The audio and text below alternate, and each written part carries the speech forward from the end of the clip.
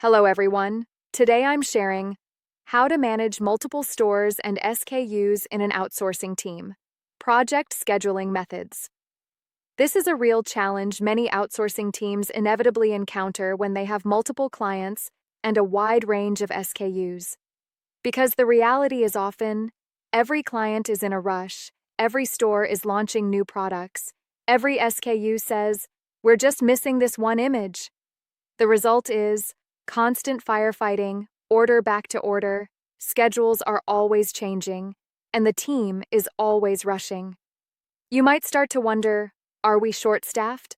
Are we overwhelmed with projects? But the truth is, the problem isn't quantity, but rather the incorrect scheduling method. First, the conclusion.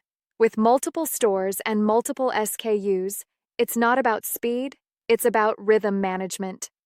Many teams, when busy, use the most primitive method. Whoever is most demanding gets prioritized. Whoever is most vocal gets prioritized. Finish today's work. This might work in the short term, but it will inevitably lead to chaos in the long run. The essence of multiple stores and multiple SKUs is not a design problem, but a project management problem. 2. Why does scheduling by customer inevitably lead to failure? This is the most common and also the most dangerous approach.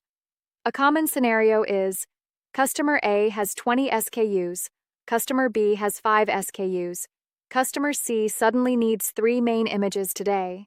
If you schedule by customer, the result is often, one customer will overwhelm you, another customer will never be able to get in. SKU is a unit of workload, not a customer. 3. For multiple stores and multiple SKUs, you must first unify a smallest unit of work. This is the key to whether scheduling will run smoothly. The correct minimum unit is a single deliverable. For example, one main image, one SKU image set, one set of product detail pages instead of a customer's need, a store's task. As long as the unit is not consistent, the schedule will definitely be distorted. IV. A more stable underlying logic for scheduling, 3-layer task pool. You can break all your work down into these 3 pools. First layer, fixed rhythm tasks, must be locked first. This is the highest priority. For example, daily support for monthly subscribers, content with agreed upon launch times, SKUs updated at a fixed frequency. If this part becomes unstable, all relationships will be affected.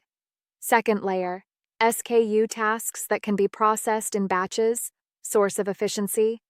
For example, same style, different colors, same structure, different specifications, extensions of the same template. The key to this layer is merging, batching, and completing it all at once. Don't let single SKUs disrupt your rhythm. Third layer, temporary supplementary tasks, strictly controlled quantity. This is the part most prone to disrupting the schedule. There's only one principle. Supplementary tasks are acceptable, but they must be explicitly scheduled. Don't allow for doing it on the spur of the moment. Otherwise, the workflow will definitely collapse. V. Why does multiple SKUs without batch processing inevitably slow things down? Many teams have the following problem. SKUs look similar, but each is scheduled separately.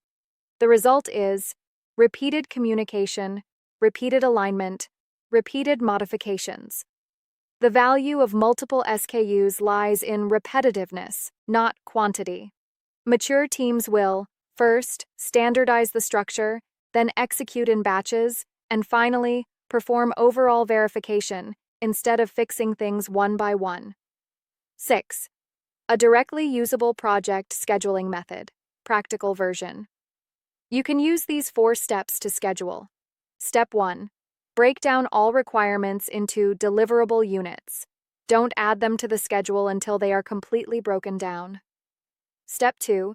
Label each unit with 3 tags: urgency, batch, processing capability, alignment status. Unaligned units should not occupy core time. Step 3. Fix batch processing time blocks. For example, Set aside 2 fixed time slots each week for only SKU extensions, similar tasks. Turn repetitive work into low-cost work. Step 4. Substitute tasks must squeeze out others, not be added arbitrarily. Substitute tasks are not forbidden, but must be clearly defined. Which task will be squeezed out? Which delivery will be postponed? Making trade-offs visible ensures a stable schedule. 7.